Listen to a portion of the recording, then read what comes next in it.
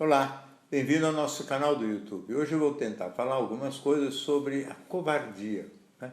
Uma das muitas emoções que nos acompanham, presente em quase todos nós em alguma circunstância, e eu vou talvez não conseguir abordar todos os aspectos, mas os mais importantes. A definição já é complexa, porque a covardia seria um medo, vamos dizer assim, não justificado de situações onde a gente se sente ameaçado e talvez essa ameaça exista de fato, mas não deveria provocar tanto medo. Quer dizer, não é exatamente como as fobias, que é um medo irracional, que a gente fica desesperado, mas é um medo que surge em situações que talvez devessem ser enfrentadas, principalmente aquelas que envolvem elementos ligados à situação de agressividade, que, portanto, não tem obrigatoriamente a ver com as fobias, onde ela pode surgir em circunstâncias que não tem nada a ver com briga, nem com luta, nem com nada. A covardia funcionaria quase como se fosse uma espécie de excessiva prudência, uma prudência levada quase que ao domínio do patológico. Quer dizer, o indivíduo ficar tão prudente que começa a evitar situações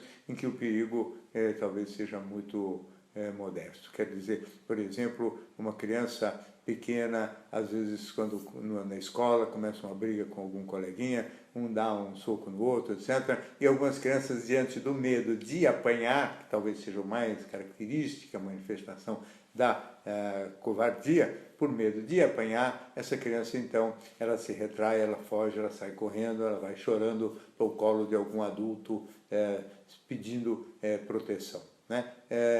Às vezes essa situação é uma situação em que a criança tem lá suas razões para fugir, porque há uma desigualdade grande de tamanho, então aí o menino mais fraco, menor, ele tem que evitar mesmo de apanhar muito, porque senão vai se machucar, mas de todo modo não deveria ter tanto medo de apanhar, né? Que é a manifestação mais clara da covardia.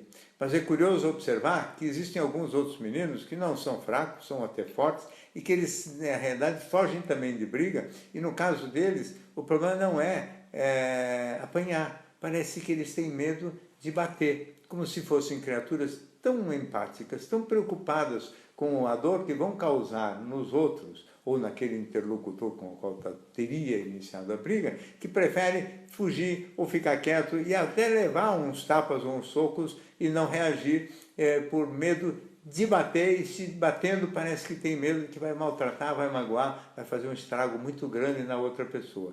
Então, na realidade, muitos daqueles que não são bons de briga, na verdade não são bons de bater e não de apanhar, porque esses que não são bons de bater, eles apanham muito.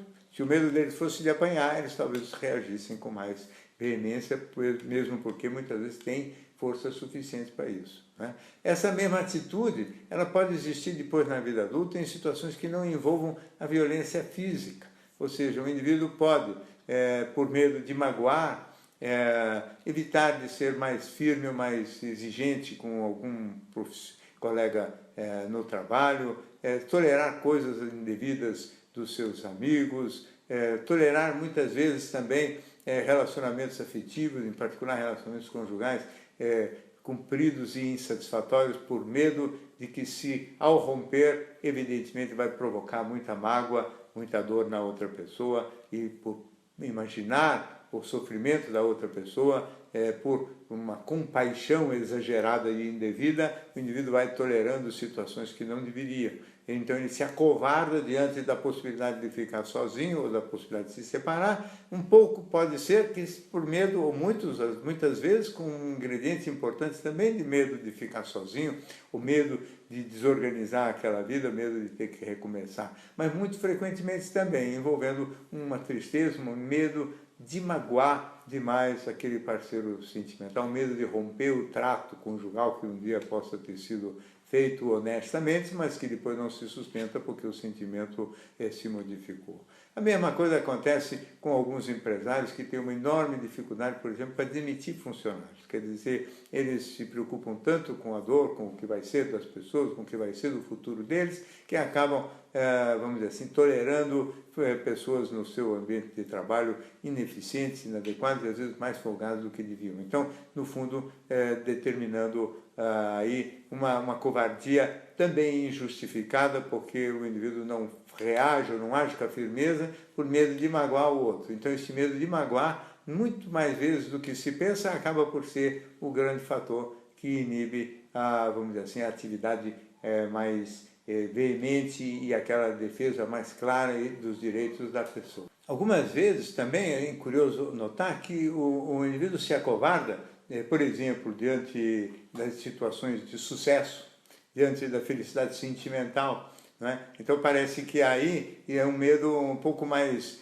invisível, como se essas coisas todas trouxessem, vamos dizer assim, uma ameaça, uma ameaça de tragédia, de azar ou de alguma coisa ruim acontecendo. Isso está na base de todo o pensamento supersticioso, que faz muitas vezes o indivíduo se acovardar até diante de um número 13, por exemplo, no assento do avião. Tem companhias aéreas que não têm o assento número 13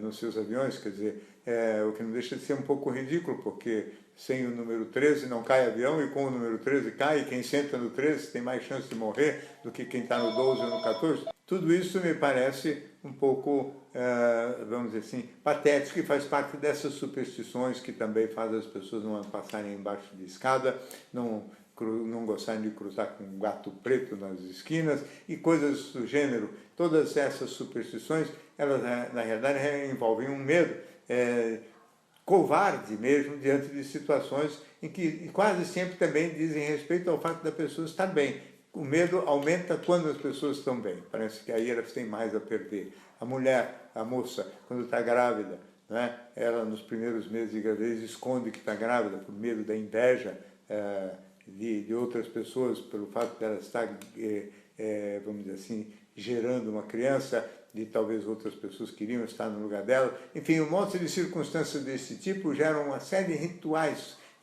covardes dentro da cultura, em que o indivíduo parece que tem medo de ser feliz, tem medo de mostrar felicidade, sucesso, porque tudo isto pode atrair inveja, e o medo da inveja seria o medo de uma agressividade sutil que viria por intermédio da inveja, o que não deveria também ser fator de acovardamento. Evidentemente, muitas vezes o indivíduo se acovarda diante de situações legítimas, por exemplo, num assalto, não é o caso de ficar reagindo, né? E aí o indivíduo não tem que se sentir covarde porque não reagiu a um assalto à mão armada, condição na qual o bom senso manda e pede que o indivíduo realmente não reaja e fique mais quietinho, esperando, vamos dizer assim, que a perda seja exclusivamente material, porque diante de um revólver não há como o indivíduo mostrar a sua valentia sob pena de perder a vida, muito mais grave do que perder alguns bens materiais. Né? Evidente, então, aí não se trata de covardia, se trata de bom senso. A mesma coisa vale para certas pessoas que têm uma visão,